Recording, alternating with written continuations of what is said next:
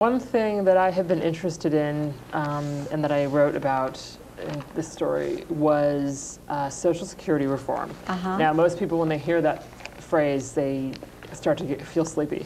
But I wrote a story about a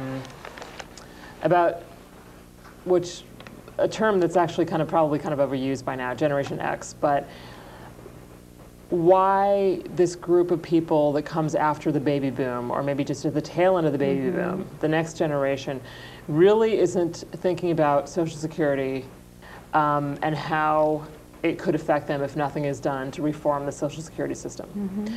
So I did a story on why that is, and which I found really interesting. Just the lack of engagement from this generation. You know, the people I'm talking about are probably about maybe 35 at the oldest, down to 20 or so, and basically this group doesn't vote.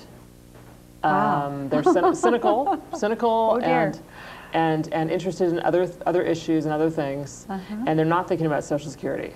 And why would they be cynical and not vote? I mean, you know.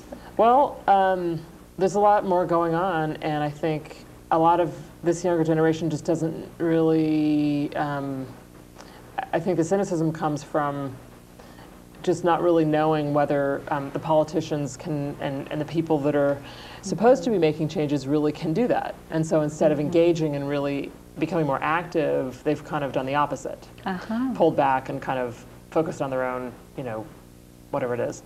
But it is a big issue for that generation.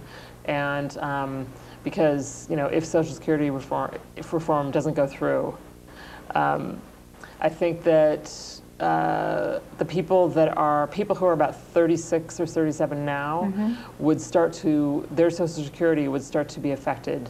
If nothing's done now, the Social Security will run out when they're about 71 or so. So it's going to affect, you know, it's definitely going to have a major impact on those people. Sure. And right now, there's no AARP for that generation. And I think there should be.